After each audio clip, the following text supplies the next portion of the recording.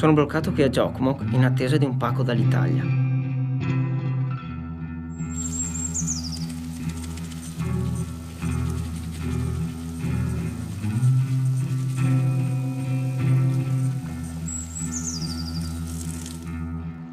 Sto imparando come sia fondamentale fermarsi, a godere di tutto ciò che ci circonda.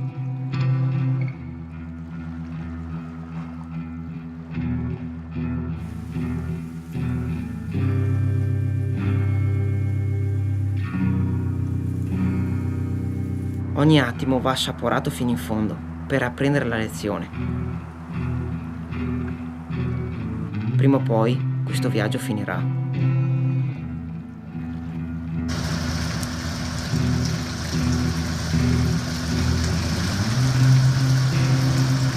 Sono grato di poter ammirare posti nuovi ogni giorno. Sono grato di poter mangiare ogni giorno e di dormire a riparo nella mia tenda ogni notte.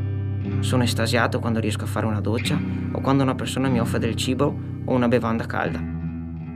Amo le sensazioni pure trasmesse da questa natura incontaminata e percepisco con rispetto tutta la sua forza. Mi sento vivo ogni giorno. Vivo e affronto con felicità la fatica, il dolore, le difficoltà e gli imprevisti. Ringrazio di avere due gambe robuste per correre, di essere in salute, di poter vedere questa splendida foresta viva, di respirare quest'aria pura e di avere una persona da amare come la mia Anna, nient'altro.